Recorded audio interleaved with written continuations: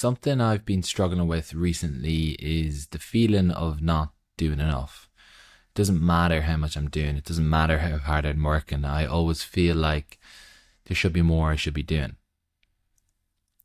So, if you're listening to this episode or you're watching this video, I am going to show you, if you're struggling with something similar, how to get over it.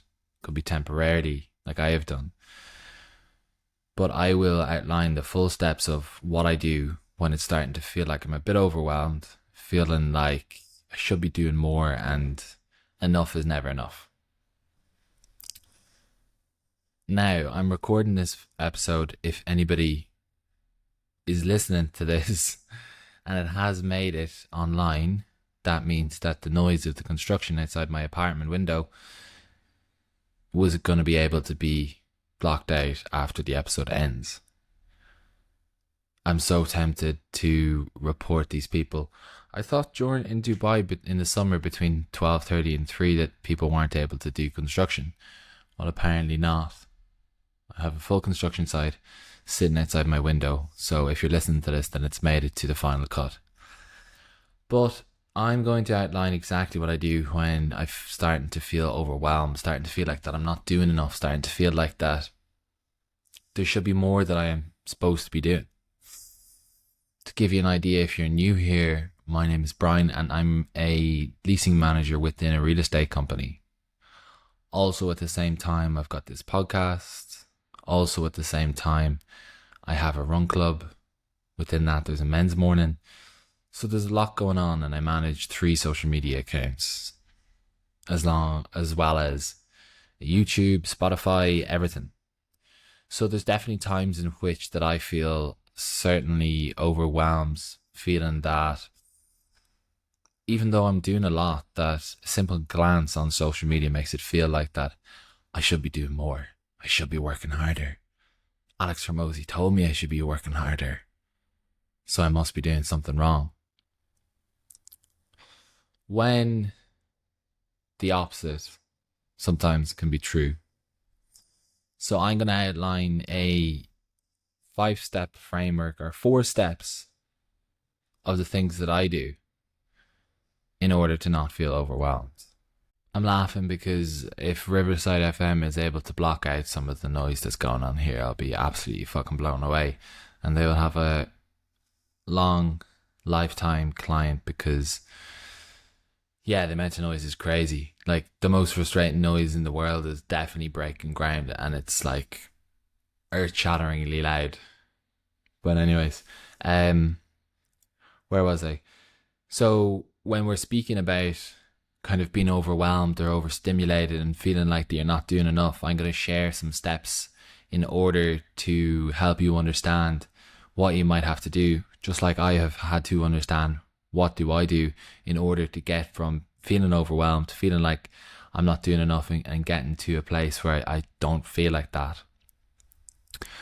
This is for those of you who feel like that internal critic is always saying you should be doing more. It's not enough. It's not enough. It's never enough. Don't get complacent.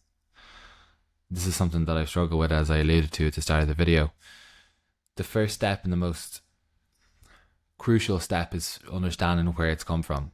What I mean by that is, most often than not, it's usually social media related for me, social media or YouTube. So for me, it's a social media detox. Initially, when I feel some sort of kind of overwhelm, or that I'm not doing enough, or that, I'm slacking, I try and find the root cause of where that's come from.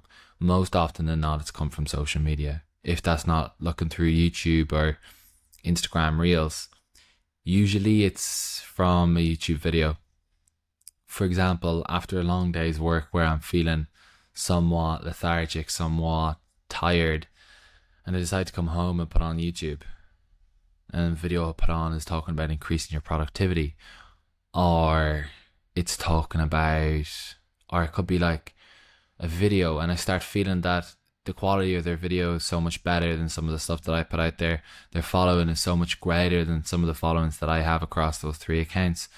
Then it starts making me feel insufficient and that I should be doing more. And then it goes into a negative spiral of okay, what can I be doing more? what if I can implement this? What if I can do this? And then it's just like a massive spiral where I don't even know where I started, and I'm so deep inside of a thought loop that I don't know how to get out of it. So for me, it's the social media detox. It's being like, where's this come from? And then rooting it out and kind of cutting it off for a time being.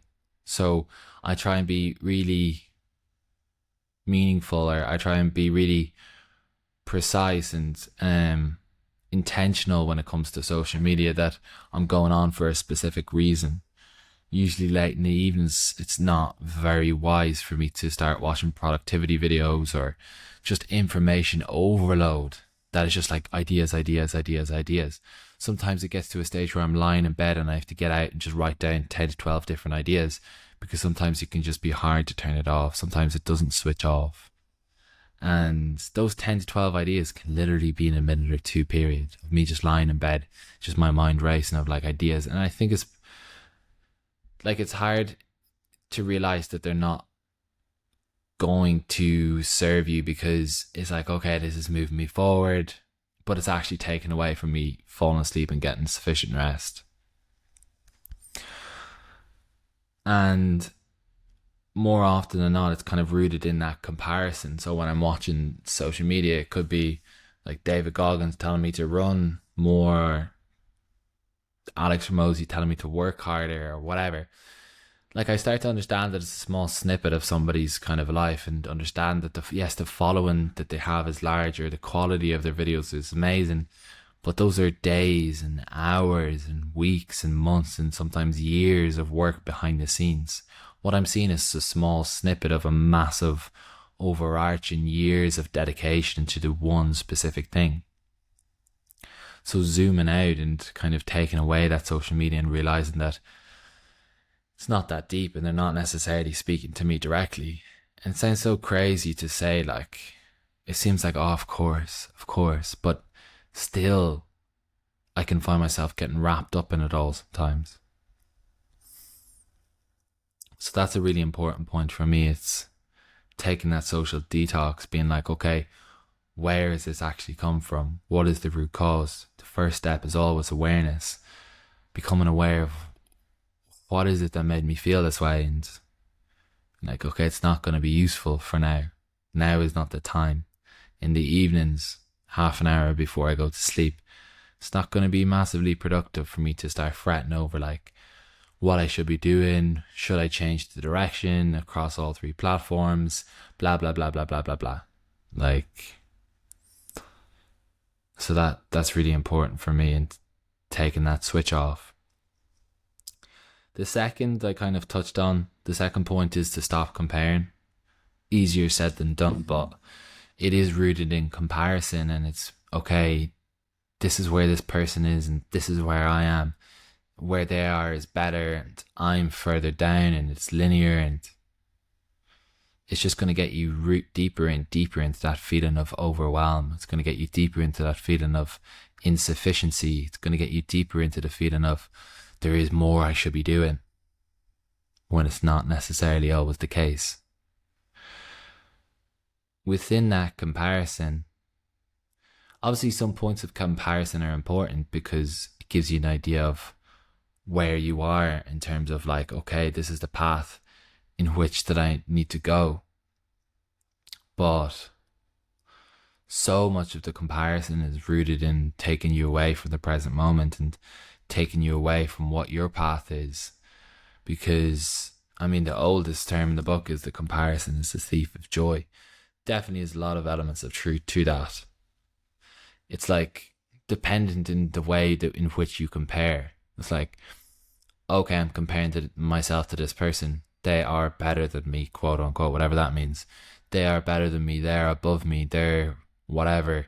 As a result, as a byproduct, I am worse. I'm insufficient. I'm not where I need to be fast enough, soon enough, whatever. As I said, it's important for comparison because it gives you a goal of like a route of where to get and how to get there. But it shouldn't be at a sacrifice of your self-worth. The point in which that I'm trying to get to within this comparison, an idea that I touched upon in the past is this idea of euthymia, based off kind of Stoic philosophy, in which that I'm comfortable with the path that I'm on. I'm secure in who I am. I don't have a lot of massively joyous emotions running through my body. I don't have a lot of deep negative spirals. It's this constant flow of middle ground of, okay, I'm on the path. Okay, I'm going in the right direction. Me thinking too much into the future is going to take me away from my path. I'm not focusing on what anybody else is doing. My path is specific to me. I cannot compare it to others because nobody has had the same path as me. Nobody has had every single experience that I have had up until this date. So within that, it's being comfortable on the path that you are on. Not comparing your path to somebody else's that you don't know everything underneath that snippet that you're seeing of their path. And being secure in yourself that, okay, yes, I do want to improve. Yes, I do want to discover myself further. Yes, I do want to progress. But that's not taken away from the path that I'm currently on. That's not taking me away from the present moment.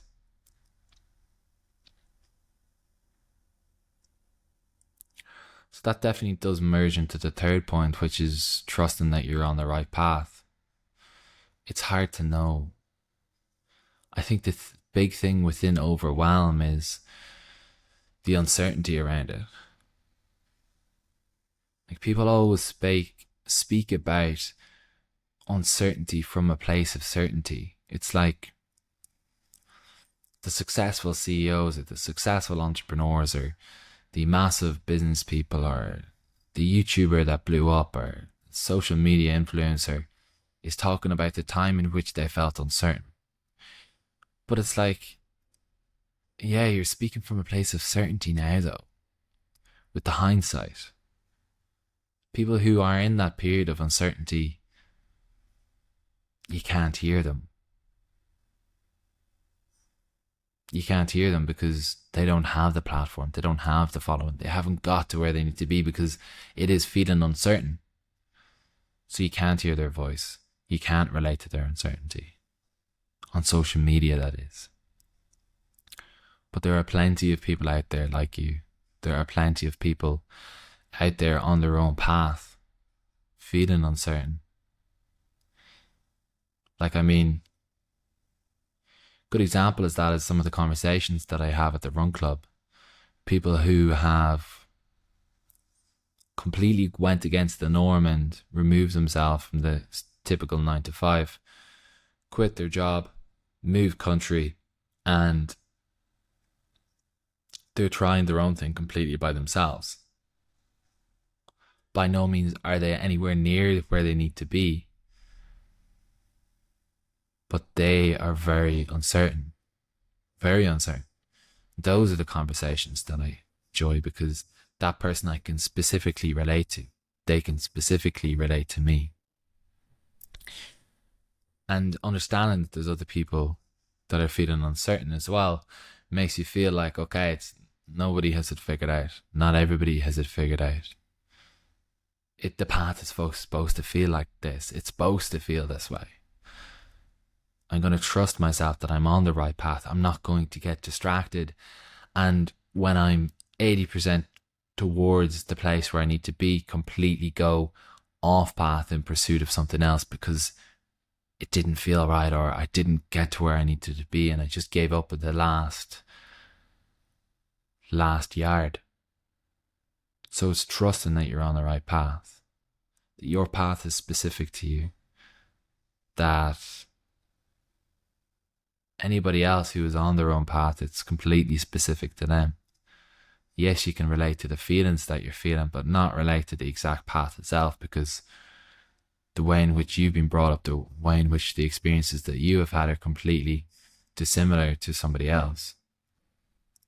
Your environment could be completely different. But it's understanding that there are people who are feeling the same thing in terms of the uncertainty of the path. And again, like I spoke about last week, like, I mean, at the top of the mountain, you're going to understand that it was the right path to go up anyways. Or maybe it wasn't. But the only thing that you're going to know is the only thing you're going to be able to point to is the fact that you've done the thing, and you'll have the hindsight to be like, okay, this is right or wrong. There's only one way to find out, is by walking the path. It's by getting to where you need to be. Then you can look back on it and decide. So within that, it's kind of like leading on to the fifth or the fourth point. It's remaining in the present. It's coming back to the now, removing the construct of time. Because like this whole idea of, oh, I'm 24, or oh, I'm 25, or I'm 28, I'm 30, I'm not where I need to be, I'm against time, like the clock is ticking, like there's so much more younger people who are tech, quote unquote, more successful than me. It's a complete farce, like complete farce. It's like, what do you mean? Like, where is this 27-year-old supposed to be? Based on what? On what construct? If you speak about where a 27-year-old in Dubai is supposed to be, and a 27-year-old in a favela in Brazil is supposed to be at the same age, it's two completely different things. Two completely different things. So how can we assume that a man is supposed to be where he's supposed to be at age 27, when if you just remove it and put him into a different environment, then it's completely changed? So it's like, stop putting so much power into the kind of time. Stop putting so much power into like the way in which you assume the things you're supposed to be. According to what? According to what?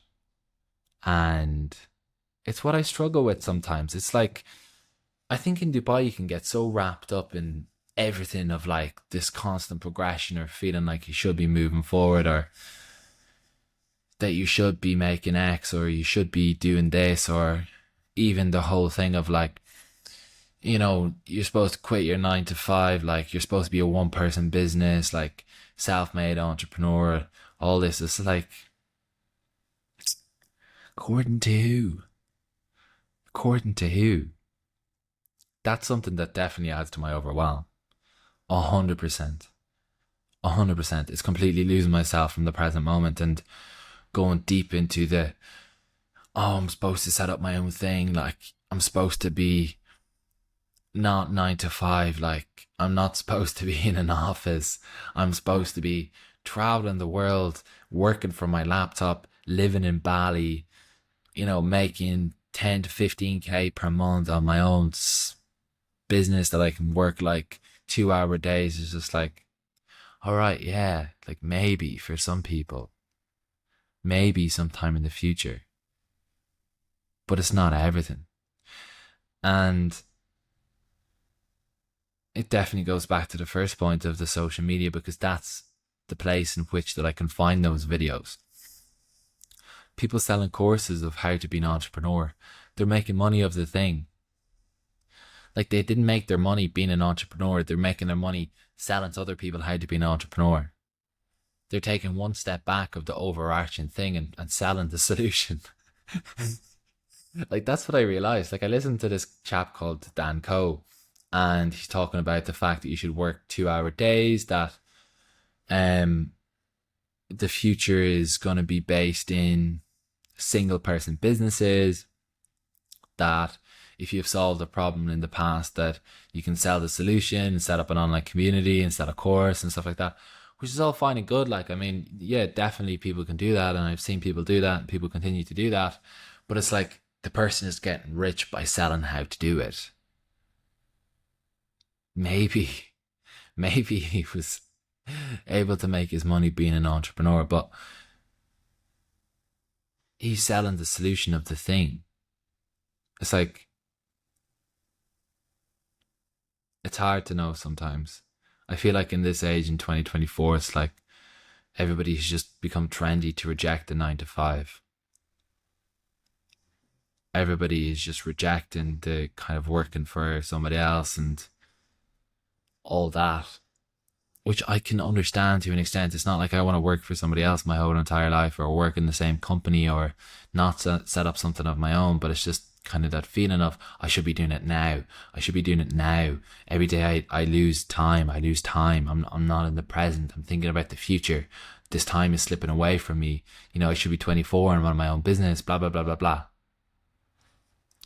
And very quickly I realized that I'm not present at all, that I'm completely in the future, that I'm thinking so hard about the things that I want to do in the next few years, of like, okay, this is how this is going to funnel into this, and this is going to be kind of the overarching sales tactic. It's just like, can be a lot sometimes. Can definitely be a lot, because it's taking you out of the present moment, putting yourself into the future. And when I'm feeling overwhelmed or overstimulated, or feeling like that there's more I should be doing, I definitely get caught up in the whole feeling itself. I definitely get caught up in the whole thing of it. Like, I look at someone's video on YouTube or Instagram, it's like, oh, I can do that. Let me do that next week. Oh, I can do that also. I should do that. Jumping from thing to thing, from idea to idea, just because somebody on the internet told me that it's a good thing to do. But during those times when I'm feeling that come over me, I remind myself of all those points, and finally I remain in the present moment. So I try and feel where my feet are. I try and look, or close my eyes and just look from behind my eyes. Listen to the sounds around me. Become aware of my senses, what I'm feeling. Feel my feet touching the ground. And then just taking a deep breath. And then with the exhale, just forgetting the whole fucking thing. And that's been massive for me. Within that actually is kind of meditation, breath work. I think when you remind yourself to stay present for 10 minutes a day, every single day, consistently, then I think during times of overwhelm, or during times of overstimulation, that you can get back to the present moment quicker, because you've done it every single day. You're used to it. It becomes a lot easier as a result. So that's been absolutely huge for me. And yeah, just remind myself that I am where I need to be, that it's all going to work out, that I'm going to get to where I need to be. But if I keep thinking about the place I'm going to be, I'll take away from where I am currently. I will not be process orientated. I will be outcome orientated, and it'll completely rob me of the present moment, so that in 20 years time, when I'm in my 40s, I'll always think about, oh, those years in my 20s were the golden years. But the fact was, I wasn't even fucking present, because I was thinking about what it was going to be like in my 40s. And then in my 40s, I'll be lamenting about the past, and in my 20s, fearing about the future and thinking about the future. It's like, at what point am I present? At what point? So that's absolutely vital for me. And none of this is going to make you lose your edge. That's something that I battled in the past. It's like, if I'm okay where I am, if I say I'm okay where I am and I'm focusing on the present, that'll mean that I'll be unmotivated to get to where I need to be. I think, again, it doesn't at all. It helps you be a bit more self-reflective, self-aware, introspective, and enjoy the process. The process is the exact same. The outcome is the exact same. How it feels, it's completely different. And where in my life am I making things unnecessarily difficult? Where in my life am I gripping down too hard and being critical of what I'm doing? I always think about this and compare this to running. The idea came to me when I went home to Ireland. I was training towards the marathon, so I was doing 18, 20k the weekend on a Sunday. And I remember I did 18k. I did 16k in Dubai. Then I went home for Christmas and did 18k on a Sunday on a long run. It was wet, it was cold, it was pissing rain, like 4 layers on me. Couldn't see where I was going. Runners were covered in muck. It was an absolute mess. Came home freezing, came home wrecked, drained. Like, fuck that, I'm wiped out for the day. Following Sunday, I do 20 kilometers. Out on the beach, shorts and a t-shirt on, listening to music. The sun was coming up. I finished the run feeling, oh, that feels nice. Sun on my skin, sun on my eyes. Nice coffee outside, sitting outside at the beach, watching the waves. It's like, the two things are the same. I burnt the same amount of calories, the same amount of kilometers done, actually even more. It was the same for my body. The exact same. My body felt the same thing happen. It ran the same distance. I expended the same energy. How it felt mentally was completely different. One felt so much easier than the other. The outcome's the same. The path felt completely different. And that made me realise, it's like, where else in my life am I making things unnecessarily hard? Where in my life, or am I being tough on myself? Is the mental kind of part of it extremely difficult, where the physical, I could be doing the exact same thing, but it wouldn't feel as hard. It wouldn't feel as difficult. It wouldn't feel as that I'm just swimming upstream, that I'm walking uphill, it's pissing rain. Like, where in my life am I doing that? So it began, helped me kind of understand that yeah, I could be making things unnecessarily difficult for myself and completely robbing myself of the enjoyment of the journey. Small little tangent to finish this whole thing up. But yeah, for the next week, next 2 weeks, let's see, there might not be episodes, depending on how I'm feeling. I'm going back to Ireland for 10 days, which I'm very much looking forward to, and running up a mountain, which is quite poignant, if I do say so myself, with my brother, which is also very poignant, because I can't think of another word. But yeah, I do hope you enjoyed the video, and I will see you in the next one, whenever that may be.